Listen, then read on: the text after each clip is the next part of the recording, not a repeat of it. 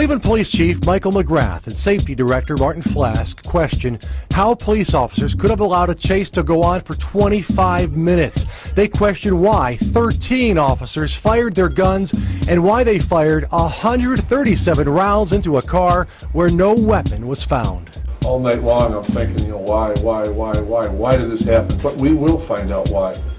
We will find out why. I promise you, we will find out why. The chase started when a Cleveland police officer reported someone fired a gun outside police headquarters downtown. The chase ended in the parking lot of Heritage Middle School in East Cleveland when the man and woman's car crashed into a Cleveland police car. How that led to 137 shots being fired by Cleveland police officers, including bullets into their own police cars, isn't known. Both cars have been towed and they will be processed. No gun and no bullet casings were found in the man and woman's car. No bullet casings were found where the chase began downtown. No East Cleveland police officers were involved, but they are investigating because it happened in their city. And now Chief McGrath is calling in federal investigators. So in Cleveland, where we had Tamir Rice shooting, that's a 12-year-old who was shot with a toy gun, white cops have decided that they are being discriminated against. Literally, they filed a suit. It's not particularly about the Tamir Rice case, it's about other cases. You'll see one case that might even be more egregious. But they feel like they're being singled out and that the real victims are white cops. Okay, well, let's go and find out about this story and we'll judge for ourselves. Less than a week after 12-year-old Tamir Rice was fatally shot by Cleveland police officers who thought Rice's toy gun was real, 9 other members of the Cleveland Police Department filed a lawsuit that accused the department of discriminating against non-African-American officers who used deadly force. And so it's not just white cops that are being discriminated against, it's just these cops who happen to be white and have killed other people, okay? But they really must be the victims. Let's find out how they've been victimized. In the suit, the plaintiffs claim that the department treated non-African-American officers involved in the 2012 shooting of 2 African Americans substantially harsher than African-American officers involved in the same incidents. The lawsuit deals with the aftermath of a deadly November 2012 car chase. During the car chase, 13 police officers fired over 130 shots at a Chevrolet Malibu. Both people in the car were shot over 20 times and killed. Neither had a weapon. So get a load of the balls on these guys. Combined, they fire 130 shots. They put 20 bullets in each of the guys who were unarmed. And they file a lawsuit saying we've been discriminated against. Now, I know when the court hears the case, they got to see how the white officers were dealt with and how the black officers were dealt with in that same shooting. They got to make an adjudication on that. I understand that. At the same time, the fact that you're not up on murder charges should be plenty enough for you. But no, you want to get back in the news. And what do you want? You want money? What do you want? Because you're the victim, right? You're demanding things of the state because you were victimized as you murdered these 2 guys. And look, I'm sure there are circumstances in that case where they say, oh, we were in danger. The cops are always mortified. They're the most frightened people in America. Their lives are always in perpetual danger. They can't afford not to fire 130 shots at people who are unarmed because they're so scared all the time. But fired nearly 100 shots at the fleeing car. Prosecutors have produced this animation showing the chase, adding the real-time police radio traffic. Listen for the gunfire, the shooting lasting less than 18 seconds. Authorities say Brelo got on top of the hood of the victim's Chevy Malibu in November 2012 and fired 15 times through this windshield. Prosecutors say they have evidence it was Brelo who killed 43-year-old Timothy Russell and 30-year-old Melissa Williams. He's pleading not guilty. I've never been so afraid in my life. In an interview with investigators, Brelo said he thought the couple was shooting back. I thought my partner and I would be shot and that we were going to be killed. At which point, I drew my weapon and I shot through the windshield. But the subsequent investigation could not find any guns the victims may have had. He jumped on the truck, not because he wanted to be Rambo, but because he was trying to survive. And good evening, I'm Russ Mitchell. And I'm Sarah Shookman. We have complete team coverage on this developing story. The investigator, Tom Meyer, was the first to break the disciplinary actions this morning. Channel 3's Brandon Simmons has reaction, but we begin tonight with Tom Barris for the late-breaking details. Tom? Well, hi, Sarah and Russ. Unlike anything that's ever happened in this country, that's what police brass call the wild 60-plus car chase that ended in a barrage of 137 shots, killing unarmed suspects Timothy Russell and Melissa Williams. 6 officers, including Michael Brelo, fired for their role in the crossfire shootout that had police unknowingly just firing at each other. The barrage of wild gunfire, one dash cam's 10 seconds of sound.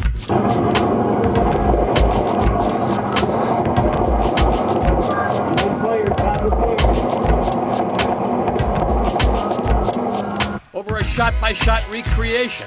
And figuring punishments for that 10 seconds took more than 3 years. The justice system came first, and the incident was so big. Michael Brelo, Officer C here. Officer C moves from the trunk of zone car 238 to the hood of the suspect vehicle and fires at the suspects. Officer C has no recollection of this event. Fired more than 40 of 137 shots, found not guilty of manslaughter, but Safety Director Mike McGrath, who was police chief then, terminated Brelo. Officers Wilfredo Diaz, Brian Abolic, Aaron O'Donnell, Michael Farley, and Chris Ehrig for gunplay putting officers at risk. But at the end of the day, there were general police orders. There are manual rules and regulations that we expect officers to comply with. If they didn't comply with those particular general police orders or manual rules or regulations, I sustain the charges. So what's been done to prevent another nightmare incident? Officers currently are being trained in policies, procedures, tactics that we feel mitigate things like this happening. Mayor Jackson. I don't want to be in a position of telling people how they should feel about this. Promised a thorough, fair process. He thinks the punishments fit. Now, 6 officers suspended for 21 to 30 days. 1 officer has since retired. This has been an ordeal for victims, families, the community, and police. The city's paid victims' families $3 million. Hopefully, consent decree changes now being made bring more discipline, training, and accountability to the department. Sarah, back to you. Absolutely. Thank you, Tom. Police will contest the firings and ask that their cases be put in the hands of an arbitrator. So, what are the chances the punishment could be overturned? The investigator, Tom Meyer, broke the story on WKYC.com and continues our team coverage. Tom. Russ, I would say based on past practices, the chances are very good. The city acknowledges they have no idea what will happen once an arbitrator gets involved. Arbitration is part of the police union's contract. An arbitrator can agree or disagree with the city's punishment. If the arbitrator rules against the city can go to court. But the city has never been able to overturn an arbitrator's ruling. What the arbitrators do is up to them. Sometimes they've supported us on this East Cleveland stuff. They have not. But we have done what we need to do, and we've done it in a transparent way. In cases where there are no felony convictions, police union lawyers estimate they've succeeded in overturning the majority of disciplinary cases. The union will tell you that the city is political, heavy-handed, and that hearings are often run like a kangaroo court. I gather the mayor, Tom, is not a big fan of arbitration. Well, Russ, he's certainly not. He's very critical of the process. He believes it ties the city's hands. Now, to prove his point, the city released 20 cases this year involving cops who were suspended or fired. Arbitrators ruled against the city in many of those cases and put the disciplined officers back on the payroll. Interesting. Stay tuned. All right, Tom. Thank you. Sure. Both the victims' families and the police union are speaking out about the firings and punishments for the officers involved in that deadly chase. Brandon Simmons joins us now with the reaction. Hi, Brandon. Hi, Sarah. An attorney for the Russell family was in the room today as we learned the fate of those officers involved in that deadly shooting. Of course, it's been 3 years since the shooting took place, but still, emotions run high. For the families of Timothy Russell and Melissa Williams, today's disciplinary announcement has been a long time coming. Timothy Russell's family sent their attorney to hear it all firsthand. You want to be encouraged about the fact that discipline's finally coming down. It's frustrating that it's taken so long, and you want to believe that this is a step in the right direction. Cleveland Department, but I mean, for the families, it's just, this has gone on for so long. More than 3 years removed from the shooting, the family's still seeking justice. I think they're still in shock that their brother's gone, and I think that they still want there to be, this ultimate justice for what happened to Tim and Melissa. 6 officers fired and 6 more disciplined, but the police union says none of it will stick. Police union president Steve Loomis called the city's findings results-based instead of looking at the facts. And yet the safety director, finds enough there to make these types of decisions. It's just absolutely politically motivated. It's insane. The union has already filed grievances. Loomis is going to be the bad guy because I'm going to go get their jobs back, folks. And I promise you, they're going to get their jobs back. Every single one of them. In the meantime, the family must wait and see. So this is just going to keep going on, and so I think it's frustrating, but it's a step, hopefully, towards accountability. Now, the next step is that arbitration process that Tom Meyer just told us about. The city has a few weeks to respond to grievances that were already filed by the police union. And of course, we'll have to see where it goes from there, Sarah. 3 years, and it's still not over, as you say. Thanks, Brandon. Well, tonight there's some strong reaction from Cleveland police leadership, and the next steps that they plan to take, we'll tell you about that. Cleveland's discipline decisions were announced just hours ago. No surprise here, Chris. It didn't take long for strong reactions to start pouring in. Yeah, our team of reporters all over the city gathering details. Begin our live team coverage with Kristen Volk with a reaction from the Cleveland Police Union. With Kristen promises to appeal. That's right, Chris. Without a doubt, the head of the union here tells me that grievances for the 6 have already been filed with the city. Now the city has 20 days to respond before it goes to arbitration. We're going to fight every ounce of it because this is not right. This is not right. There's too many people saying that it's not right. Steve Loomis, the head of the Cleveland Police Patrolmen's Association, strongly defended the actions of the 13 officers and detectives involved in that 2012 deadly chase. We fired our guns because they use a car as a deadly weapon. And we have a right to defend ourselves and go home to our families. Period.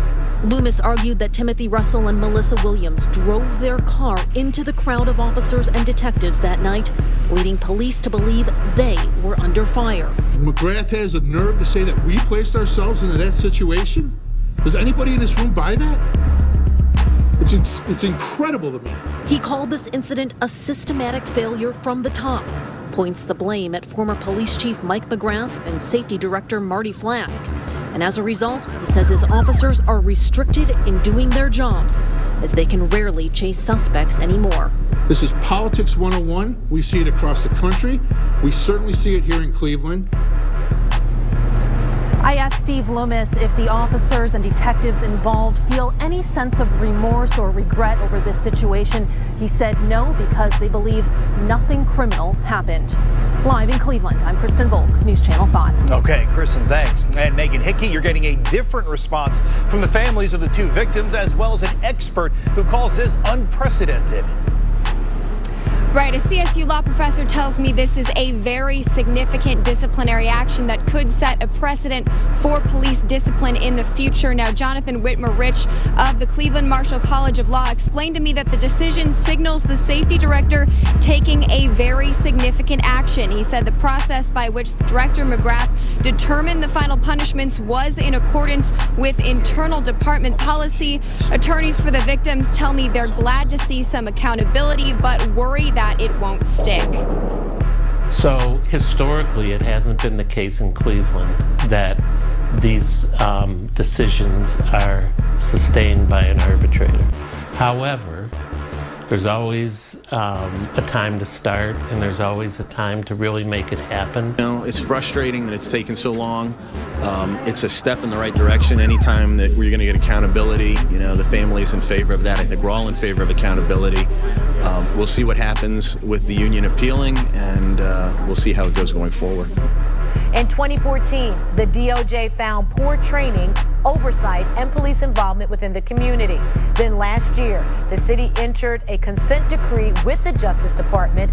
That consent decree is designed to address the problems. Now,